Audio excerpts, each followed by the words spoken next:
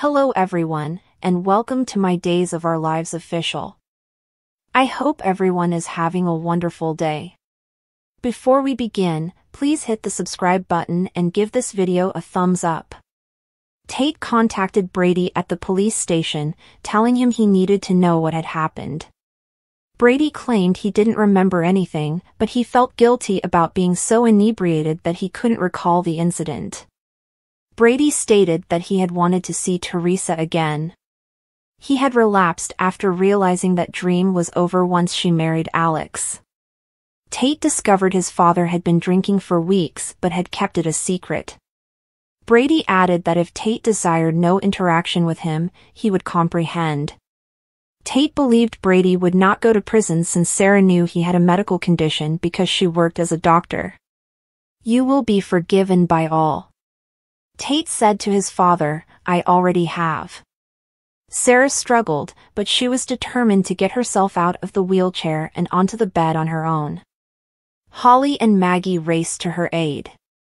Sarah received another apology from Holly for not replacing the cabin key correctly. Sarah was adamant that wasn't what happened.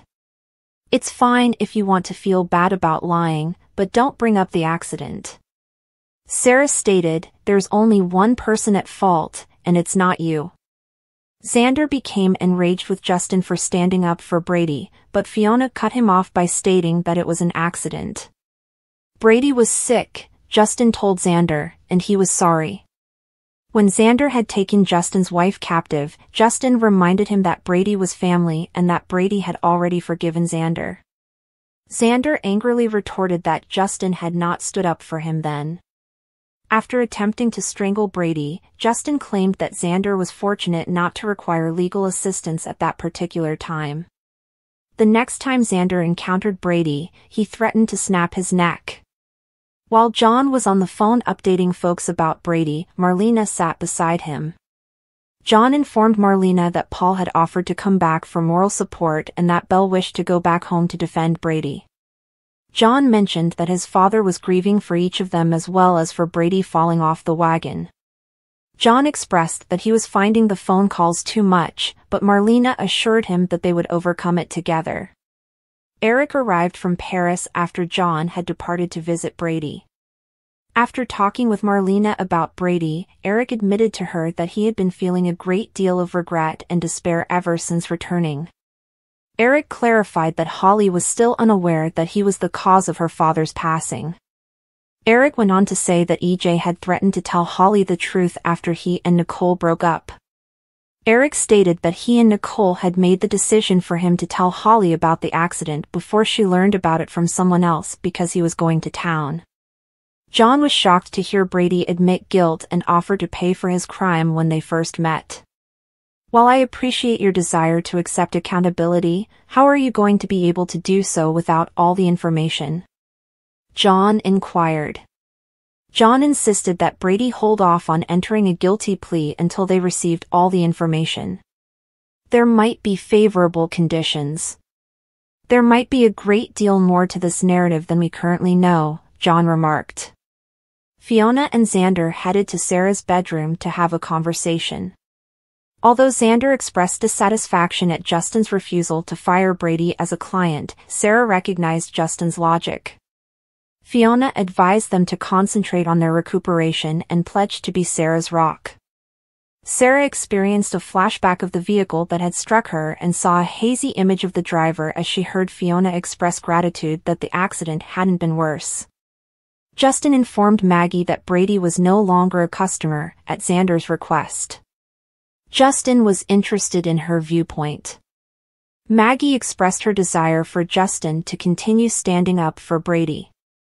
Maggie expressed her shock that Brady had hit and run while intoxicated and hadn't asked for her assistance. Maggie recalled telling Brady repeatedly that all he needed to do was give me a call, no matter what.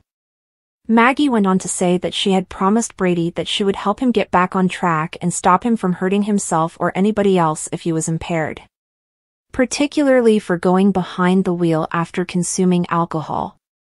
"That's why it's so difficult to accept that he carried out this action," Maggie remarked. Holly and Tate met in the park and gave each other consolation. Tate remarked that he felt sad for his father after seeing him. Brady should have been in jail, Holly claimed. Tate explained that although his father was devastated, it had been an accident. Holly said that it was a crime that could have been avoided rather than an accident. I wish you would stop being so critical of this. I am sure that you and him both feel terrible about your Aunt Sarah. It's not clear-cut, Tate remarked. Holly yelled that Brady ought to have handled his alcoholism on his own and avoided having an adverse effect on other people. I'm not sympathetic. A drunk driver killed my own father, Holly remarked. Tate became more empathetic and remarked, that makes it even more difficult to discuss, but that was also a terrible accident. You did forgive Eric, correct? Holly asked Tate, did you forgive Eric? What are you trying to say? Chad admitted, I wouldn't really believe that it was even her if it weren't for the DNA test. Chad scolded himself after a little interval for his grievances on his wife's return. I must honor her personal space, Chad remarked. After missing her so much for so long, it's only natural for you to be impatient and want to be close to her right now, Stephanie remarked. Chad shook his head and admitted to being overly dependent. Chad was informed by Stephanie that his response was typical.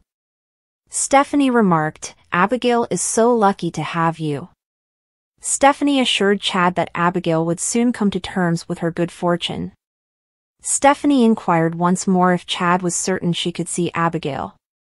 She claims that you are family and that she wants to see the people who matter to her. I love you so much, Chad remarked. Chad wanted Stephanie to tell Abigail about her happy moments. Has she remembered anything? Stephanie inquired. Abigail remembered Stephanie's murder, Chad informed Stephanie. Chad remarked, that was the first thing she remembered about her life. Chad expressed his hope that Abigail would soon recall more vivid details. I'm available to help you. As well as for Abigail, Stephanie remarked. Kate ran into Chad outside the tavern as she made her way back inside. Regarding Abigail, Kate inquired. It's a miracle. Even though it's not flawless, Chad acknowledged his blessing. Kate said, I thought Clyde was lying. Abigail called Mark from the DeMera estate to give him an update. I was able to persuade Chad to return home so he could be with the kids last night. Not having him hovering around all the time is a relief, Abigail remarked. Abigail's back was to the door as Stephanie entered the living room. Abigail remarked, I think we need to figure out what our plan's next step is. Was there any value in this article?